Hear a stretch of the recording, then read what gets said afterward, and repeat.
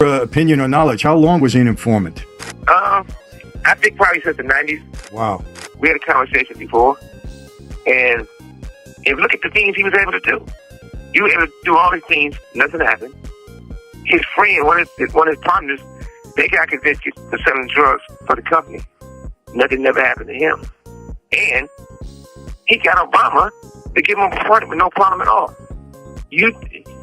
I can go to Obama and say, hey, my childhood friend is in prison for life, let him go. It would never happen. That's for sure. And that did happen with We wouldn't be happy. Yeah. 1,000%. You think Obama had anything to do with any of these parties that he had? Absolutely. Wow. You got presidents, you got preachers. T.D. Jakes is one of the biggest black preachers around that everybody loves. Everybody in prison, if they try to get the word of religion, they're not going to the chapel somewhere. They turn to watch T.D. Jakes. He had to resign from his whole community. That's right. You talking about the top of the top. Unbelievable.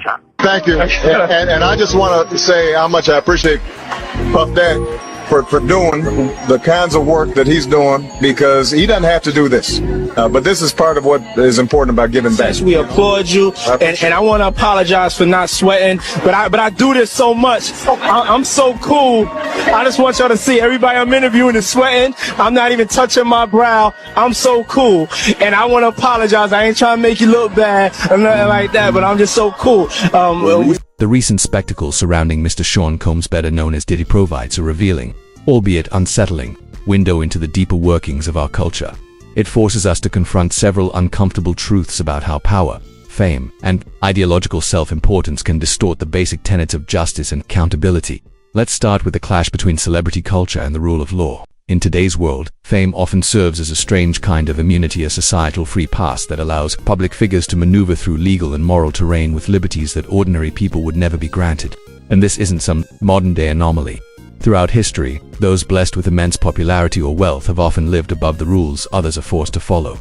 Think of the Roman gladiators, infamous yet adored and often shielded in ways common citizens were not, or the Gilded Age magnates who, despite public critique and satire, operated massive financial empires with barely any external checks, creating their own realms where regulation barely existed. In the case of Combs, the glaring difference between what justice demands and what society offers to entertainers becomes all too clear. Justice, in theory, is blind. It's supposed to treat everyone equally regardless of wealth, status, or cultural clout. Yet, when disturbing allegations, ranging from assault to sexual misconduct, emerge against someone as prominent as Combs, there's a noticeable pause. Society hesitates. That same urgency and seriousness that would be instantly applied to an unknown figure just isn't there. This hesitation comes from our deeply ingrained habit of idolizing celebrities, that often extends into excusing them. That imbalance, whether we admit it or not, gradually eats away at public confidence in the idea of fairness under the law.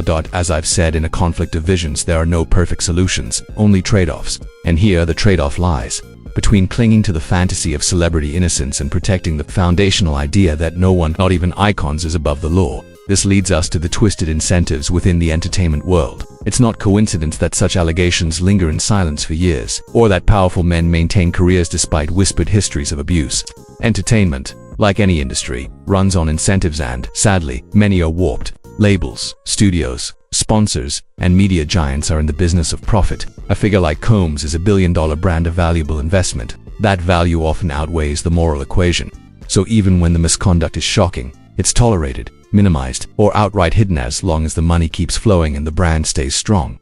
This creates a climate where silence is rewarded and accountability is avoided. Victims, often young, voiceless, and vulnerable, face impossible odds when going up against someone with resources, reach, and reputation. The fear of lawsuits, career ruin, or simply being dismissed is more than enough to keep many quiet. It's a prime example of how unchecked self-interest, when separated from moral or legal oversight, can damage people and poison entire systems. As I've written in Basic Economics, the first rule of economics is scarcity. There's never enough to satisfy everyone. The first rule of politics is to ignore that rule. In this case, accountability is what's scarce, and those in power often sidestep that scarcity to protect their flow of money and influence. Now let's talk about the anointed and their selective morality. This is where Combs' situation directly intersects with themes from the vision of the anointed. These are the so-called intellectuals, activists, and media influencers who believe they possess some higher moral clarity above the average person. They loudly preach about social justice, human rights, and empowerment. They rally behind causes that align with their progressive vision of a better society. But, time and again, they show a striking blind spot. When someone from their own ideological circle faces serious allegations, they suddenly go quiet. Combs, by all accounts, is deeply tied to Democratic politics, attending fundraisers, backing Obama, and associating with the cultural elite who champion progressive ideas. Yet when chilling accusations surface, the very people who usually scream the loudest fall silent or offer carefully measured, muted responses. That's moral hypocrisy in its purest form. It's not just about inaction, it's about the glaring contradiction between the ideals they promote and the behavior they excuse. When the anointed claim to fight for victims and women's rights, only to remain silent when one of their own is accused of violating those very rights, they're not just being inconsistent. They're revealing the hollowness of their supposed values that lays bare the conditional nature of their moral outrage. Their expressions of indignation often seem driven less by consistent ethical principles and more by political convenience or ideological comfort. As I've explored in the vision of the anointed, it's striking how many so-called common-sense ideas are neither common nor make any real sense. The notion that one can advocate for victims while simultaneously aligning with alleged abusers without any moral conflict is a logical contradiction, and yet, it's a pattern that frequently surfaces among the anointed class. This naturally leads us to the matter of Obama's association and broader elite complicity. The spread of clips and reports showing Sean Combs at political events with Obama, campaigning side by side, and attending major fundraisers isn't incidental. It reveals a deeply rooted system of mutual benefit where political figures and celebrities often form strategic alliances, even when serious allegations loom overhead. Especially within progressive or elite political circles, these partnerships exist for obvious reasons: fundraising strength, media magnetism, and access to cultural influence that standard political outreach struggles to replicate. Celebrities bring with them not just fame, but the power to sway public opinion and attract attention. For the politician, it's electoral leverage. For the celebrity, it's legitimacy, access to high-level power, and an aura of credibility that can mask personal controversies. This mutual dependence often overrides integrity. The fact that someone like Mr. Combs could maintain such strong proximity to a sitting president, despite long-standing rumors and past accusations, reveals where certain priorities lie. It suggests that the perks of such alliances, celebrity endorsements, cultural influence, campaign funds, are valued more than the ethical imperative to distance oneself from controversy. This kind of passive or active complicity sends a dangerous message that influence and usefulness can override accountability, as I've long maintained in a conflict of visions. Facts do not speak for themselves, they are interpreted, and those interpretations are almost always filtered through the lens of one's vision.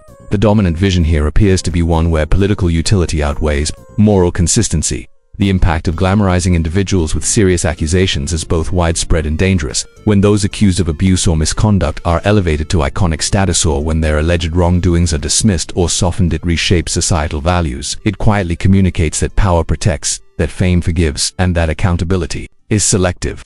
This creates not just a legal imbalance, but a cultural one. Victims face overwhelming barriers not only from the accused, but from a culture that often trivializes their experiences. Cases become delayed, diluted, or quietly settled more to protect reputations than to uncover truth. This produces a chilling ripple effect, silencing others, eroding trust in justice, and increasing public skepticism about whether true fairness is even possible.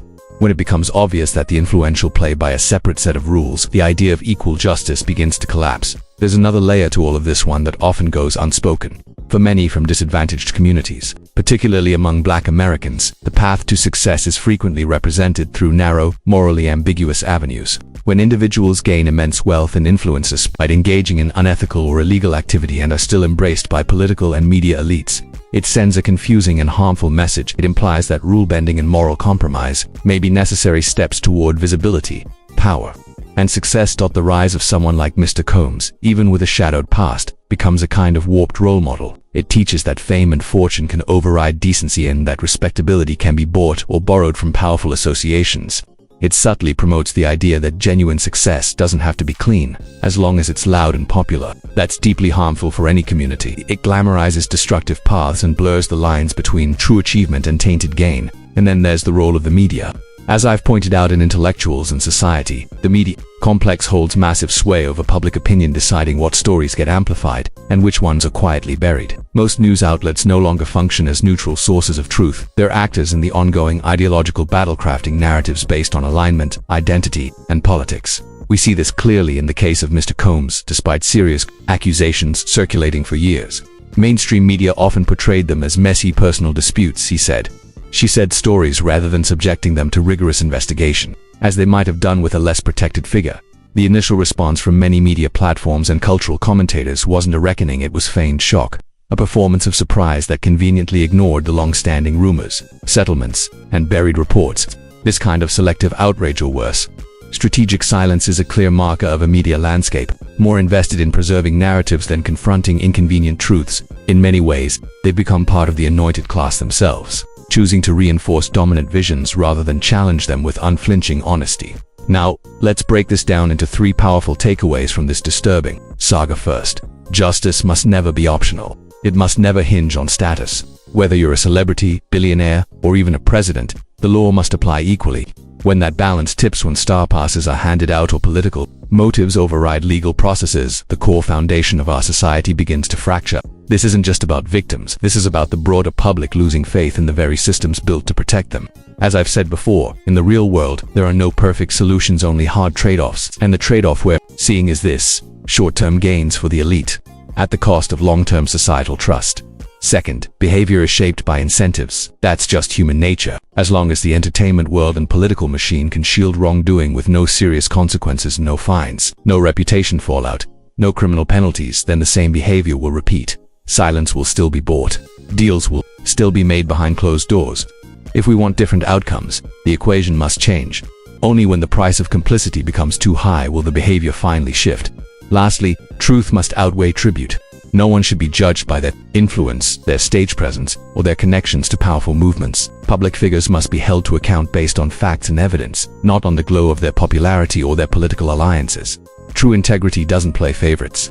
If we choose to shield the influential and silence the harmed, we're not just failing victims, we're destroying the very fabric of accountability itself, because in the end, the real test of any society isn't how it praises the powerful, but how it protects the vulnerable, and whether it applies its laws firmly and fairly, regardless of status.